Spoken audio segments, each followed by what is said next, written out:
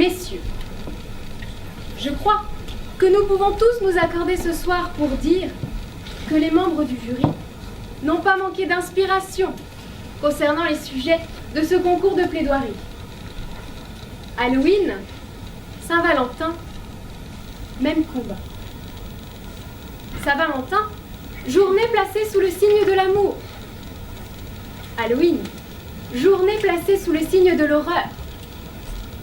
Afin de comprendre les points communs entre ces deux événements, je me suis penchée sur chacun d'eux.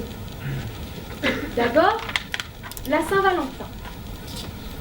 Nous avons tous déjà connu cette période où, arrivé le mois de février, tout le monde commence à chercher son Valentin ou sa Valentine. Les films américains, célèbres pour leur happy ending, sont les rois en la matière. Vous connaissez tous l'histoire de cette jeune adolescente, sympathique, mais timide, dont la pire ennemie est Kate, la pom-pom girl populaire du lycée. Puis, arrive Brian, le beau basketteur. Celui-ci lui demande si elle veut bien être sa cavalière pour le bal de la Saint-Valentin. Et là, bien sûr, c'est le grand amour. Il vient la chercher sur son Porsche, un bouquet de roses à la main. Vous voyez tous de quel genre de film je veux vous parler, hein? Ouais. Oui, cette journée incarne certains idéaux. L'amour, la tendresse, les fleurs, et j'en passe. Mais cette Saint-Valentin est également l'occasion de booster les ventes des commerçants. En effet, les amoureux se sentent obligés d'acheter un cadeau pour la personne qui partage leur vie. N'avez-vous jamais vu, le 14 février, toutes ces personnes qui courent dans les bijouteries afin de trouver le cadeau de dernière minute qui fera plaisir à l'être chéri? Car oui, chaque année, c'est le même combat. Il faut trouver le cadeau. Celui qui nous fera que nous serons originales. Que nous n'offrons pas le même que ces 5 dernières années. Cela de la même façon qu'il faut chercher le costume, pour Halloween d'ailleurs. Mais attention, tout cadeau n'est pas bon à faire. En effet, si celui-ci est déplacé, démodé ou de mauvais goût, celui ou celle qui partage votre vie ne manquera pas de vous le faire remarquer. Et lorsque vous vous préparez pour la Saint-Valentin à faire une demande à votre fiancé, cette journée peut tourner au cauchemar. Vous voyez tous de quoi je veux vous parler. Je vous parle de ce jeune homme qui demande la main de sa fiancée le jour de la fête des amoureux. C'est romantique, n'est-ce pas?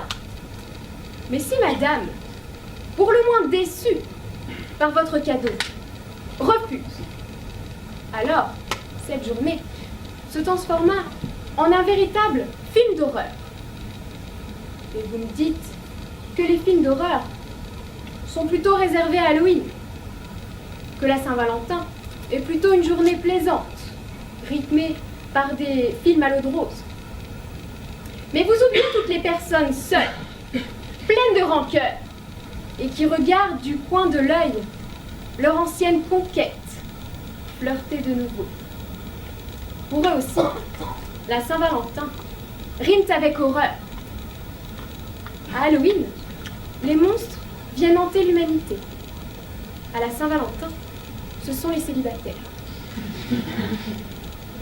En effet, dans l'esprit de beaucoup, Halloween se caractérise par les déguisements atroces que nous vêtons.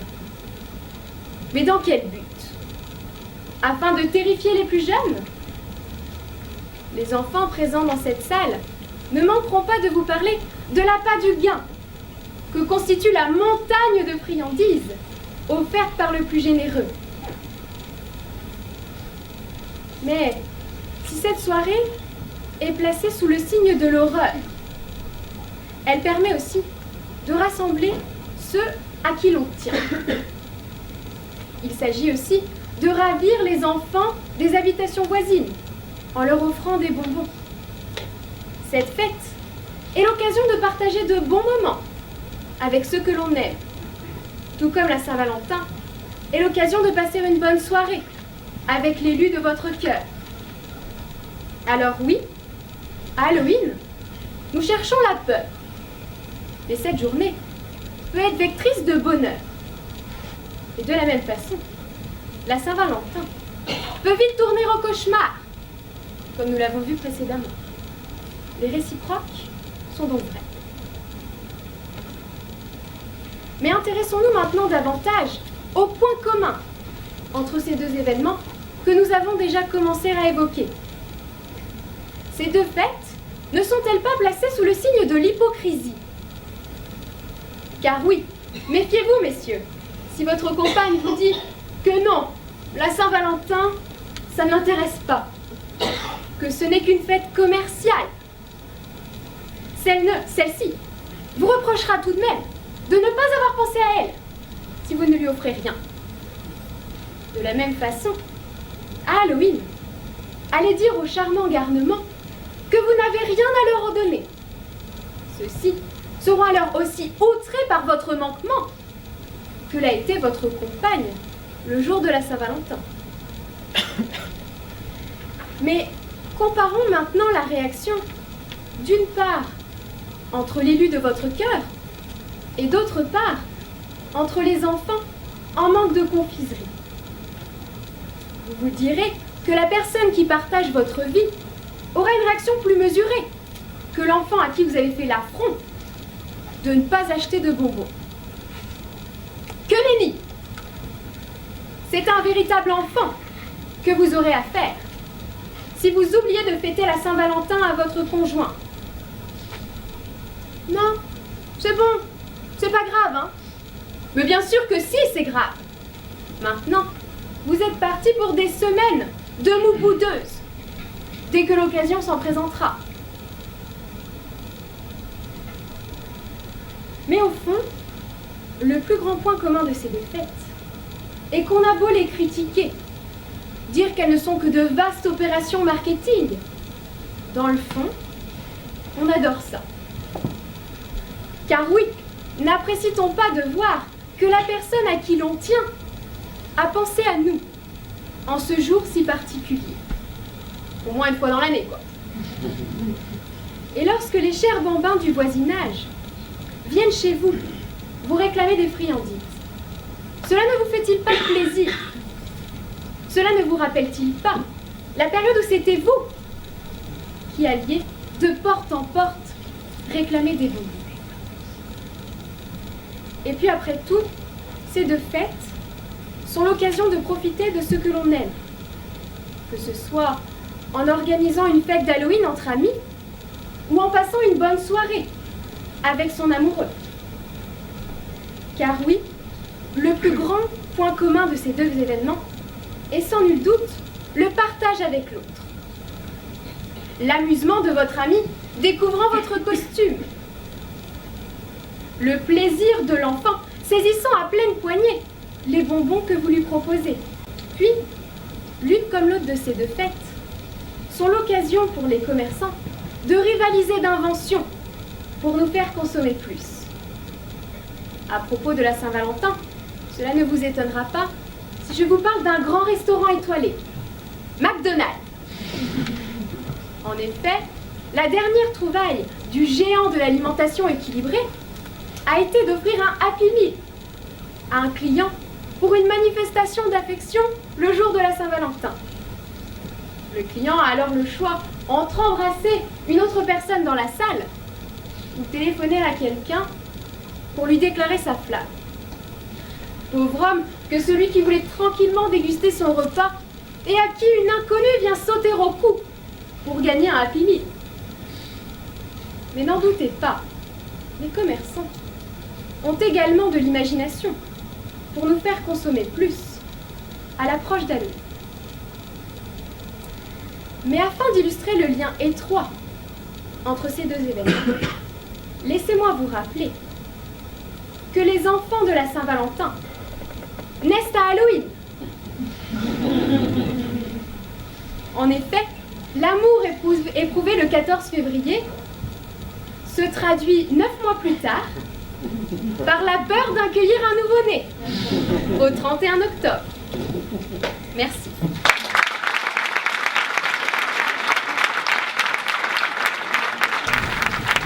Je me représente devant vous ce soir, à nouveau pour faire le contre. Il semblerait qu'avoir le dernier mot est ma destinée, car tout le long de ce concours, j'ai toujours été contre. Absolument pour tous les sujets.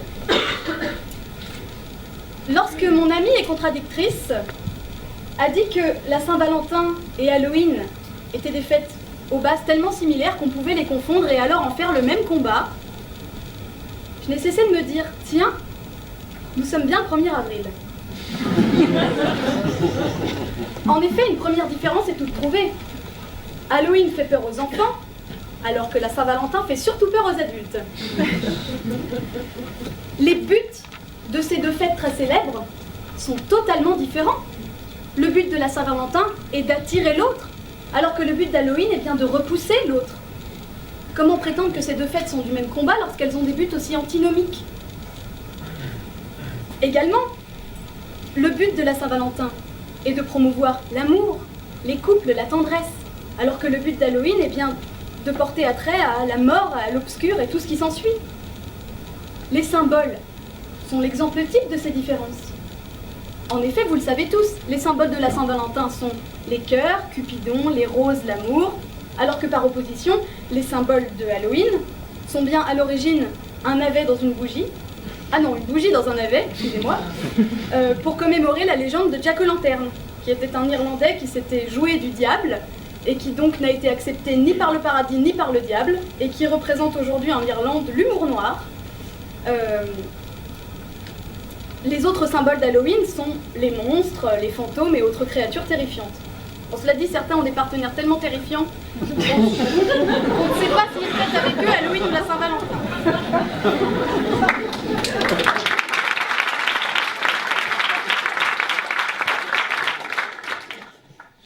La différence principale découle de celle-ci. Halloween effraie les enfants et donc ne s'adresse pas aux mêmes personnes. Les déguisements, notamment, amusent bien plus les enfants que les adultes. Les déguisements d'Halloween, j'entends. Si le concept d'Halloween est bien de se déguiser, celui de la Saint-Valentin est de se mettre à nu devant l'être aimé. Littéralement et psychologiquement, mais c'est bien le but d'un dédressement. Quoi qu'en dise la contradictrice, bien qu'elle n'en ait pas beaucoup parlé, l'histoire de ces deux fêtes est complètement différente. Bien qu'elles partagent une infime parenté lointaine, elles ont vite pris des chemins différents. L'histoire d'Halloween remonte aux Gaéliques, qui faisaient commencer leur année au mois de Samhain, j'espère que je dis bien pour les Gaéliques qui seraient dans cette salle, qui correspond aujourd'hui à notre mois de novembre. Le raccourcissement des jours à cette période les faisait croire que la frontière entre le monde des vivants et le monde des morts se rétrécissait, et qu'ainsi ces derniers en profitaient pour errer parmi eux, et donc pour éviter d'être tourmentés par ces morts, les Gaéliques plaçaient des navets gravés à leur effigie pour éviter de leur ressembler sur leurs portes. C'est au XIXe siècle que cette coutume a été étendue en Amérique, et bien qu'elle se diffusât rapidement en Irlande, elle a vite été adoptée par les pays anglo-saxons, puis ensuite par les francophones, mais elle n'a jamais été aussi populaire en France que chez ses voisins. Halloween, aux États-Unis et même en Irlande, c'est sacré. Les commerces ferment, les adultes fêtent presque autant que les enfants, alors qu'en France, s'il y a bien quelques enfants qui vont quémander des bonbons dans le pâté de maison, c'est certes pas du tout aussi populaire. La Saint-Valentin, en revanche, vient d'une période d'interdiction des mariages. Claude II interdisait à ses soldats de se marier, car selon lui, on ne pouvait pas faire bien la guerre si on faisait bien l'amour. Et c'est un prêtre, le prêtre Valentin, qui célébrait les mariages secrets. Il est donc devenu saint, et le 14 février étant la Saint-Valentin, c'est simplement devenu la fête des amoureux. Notons d'ailleurs qu'avant cela, c'était plus la fête des célibataires que la fête des amoureux. Alors qu'aujourd'hui, la plupart des célibataires ont bien plus peur de la Saint-Valentin que de toutes les créatures zombies et autres horreurs qu'on peut trouver à Halloween. Comment évoquer la dualité Halloween, Saint-Valentin, sans parler de la dualité de l'amour et de la mort. Tout de même, qui sont des notions omniprésentes dans l'histoire de l'humanité, dans la mythologie, dans la philosophie, dans la psychologie. Eros et Thanatos étaient les dieux grecs respectivement de l'amour et de la mort, représentés ici par la Saint-Valentin et Halloween. Et s'ils ont toujours constitué un couple bien étrange, avant d'être complémentaires, ils sont bien en opposition.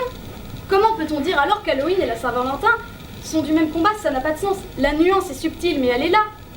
Ils se combattent, mais ne sont pas du même combat. Il y a beaucoup d'exemples. Par exemple, la bière et le vin sont certes tous les deux des alcools, mais n'ont rien à voir. Comment ne pas parler de psychologie sans parler de Freud? Je vais vous en parler. Freud appuyait mon propos en disant que s'opposait dans le monde la pulsion de vie, présente en chaque être humain, et notamment associée à l'amour et à la sexualité, et la pulsion de mort. Et ces deux pulsions contraires se retrouvent partout dans les fondements de notre communauté. Les exemples affluent. Dans un hôpital, n'y a-t-il pas à la fois une maternité et une morgue?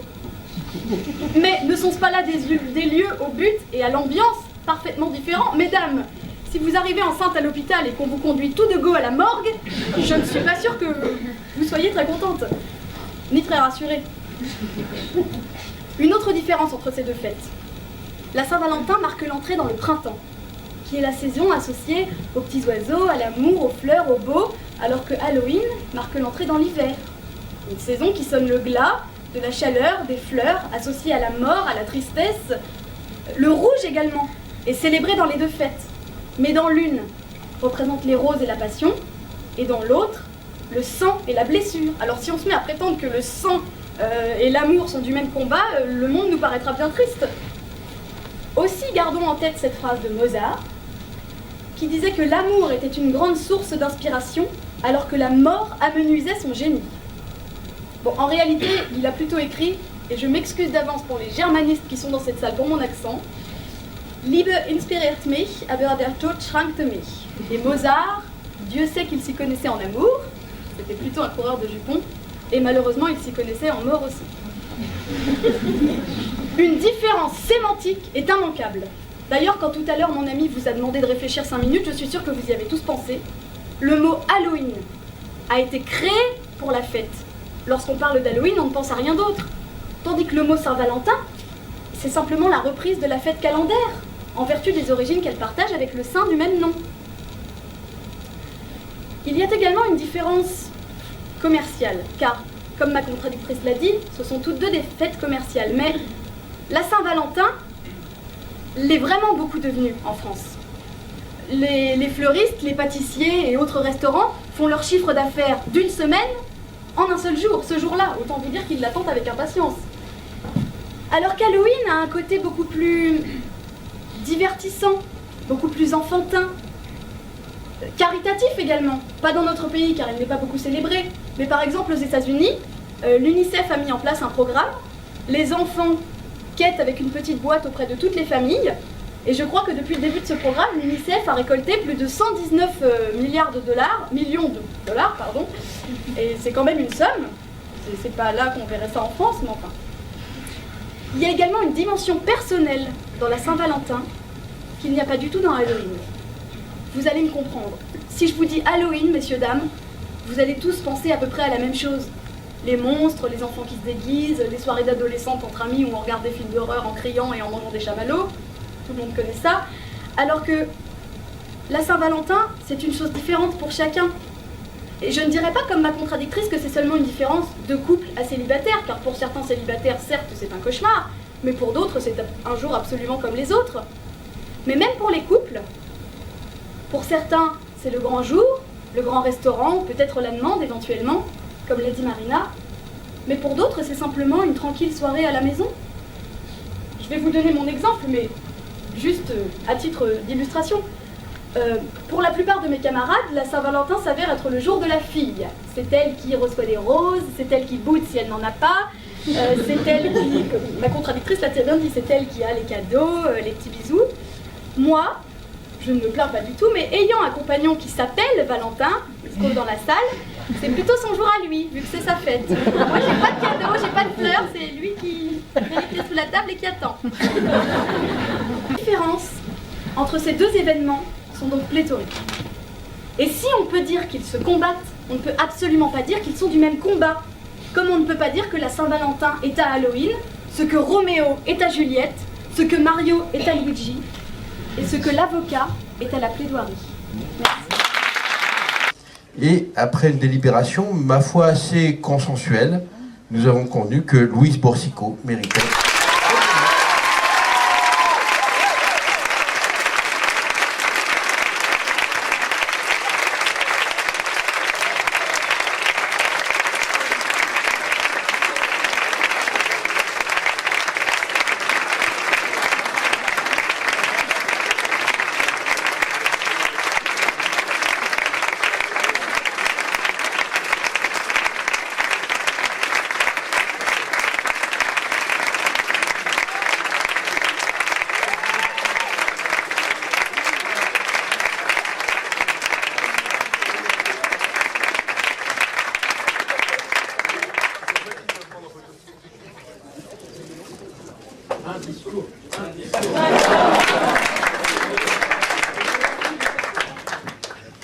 Bon, un petit discours.